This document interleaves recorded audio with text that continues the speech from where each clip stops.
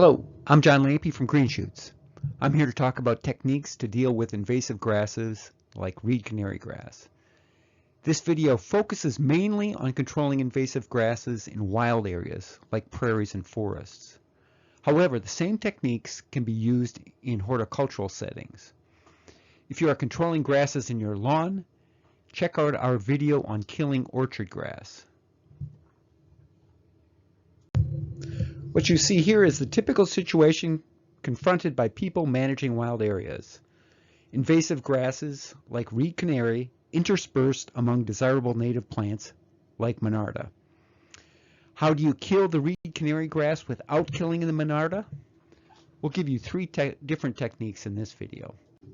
The first technique I'm going to talk about is one developed by James McGee from Illinois. James has developed some excellent methods that use as little herbicide as possible, keep the herbicide on the target weed, and minimize harm to non-target plants.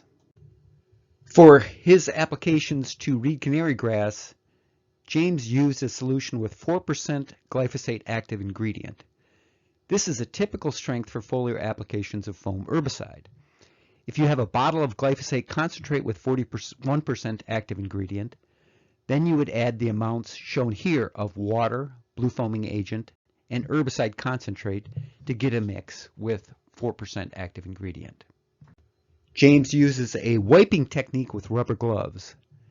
James typically uses shoulder length rubber gloves and a respirator. Here I am donning forearm length rubber gloves. To use this technique, I recommend you keep a plastic bag nearby so you can store the rubber gloves after you have finished. Here's the McGee technique. First, grasp a clump of reed canary grass. This might be anywhere from 6 to 15 stems. If the stems are close to desirable plants, you can bend and crimp the stems of the reed canary grass so that they won't spring back toward the desirable plants. You can see those bent stems indicated by the arrows in this image.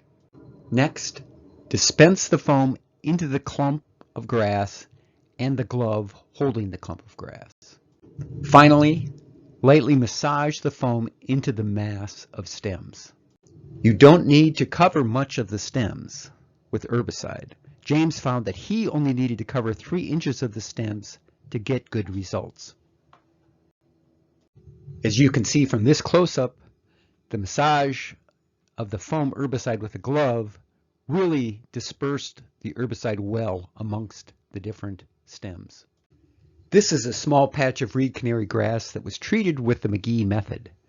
You can see a good kill of the reed canary without any harm to the nearby monarda. At plots that James has worked on, James has had excellent results 1 year later, with natives coming back strongly and the reed canary grass almost fully eliminated. Another plot that James has worked on. Another plot with good results. One key thing to note, James McGee did his treatments in the springtime and had good results. This indicates you can treat reed canary grass at many different times of year with this technique. The second technique involves bundling the reed canary grass with string and treating it. With this technique, you bend grass primarily from 2 locations and tie the grasses together in a bundle. This method works particularly well if you have a dense stand of natives with invasive grasses interspersed. Make sure you position the bundle so that there are no native plants underneath it. This is the bundle of reed canary grass. As you can see in the image, the grass can be brought together from a decent sized area. When you are tying the bundle, don't tie it too tight. You want the herbicide to be able to reach all of the individual stems. When you apply the herbicide, apply it just to the top of the bundle and let gravity do the work. In this application, I am actually using a 2% active ingredient solution. However, I would recommend you stick with the 4% active mixture and just apply a little less herbicide than depicted here. So this is what the bundle looks like with all the herbicide applied to it. This is the reed canary grass bundle 22 days after treatment. all of the grass in the bundle has died. Remember, with glyphosate, it takes a little while for the effect to be noticed, so you have to be a little patient. These are some other bundles that I treated, again with excellent results. This technique works really well for grabbing isolated stems of grass interspersed amongst a stand of native plants without harming those natives. The final technique is the cut stem technique. For cut stem treatments, I recommend creating a solution with 20% glyphosate active ingredient. If you have a bottle of glyphosate concentrate with 41% active ingredient, then you would add the amounts shown here to the small dispenser to get a mix with 20% active ingredient. This slide shows a cut stem treatment to reed canary grass. You'll notice the grass was cut fairly low where the stem is quite thick.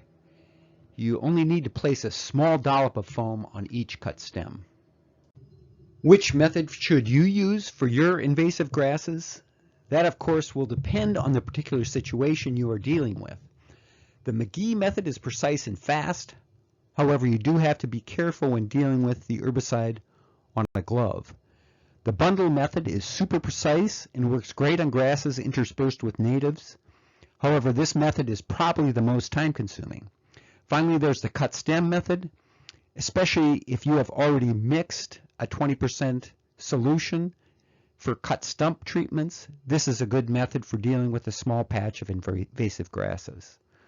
Thanks so much for watching. We are always coming out with new videos, so please subscribe to see our latest videos on ways to deal with invasive species.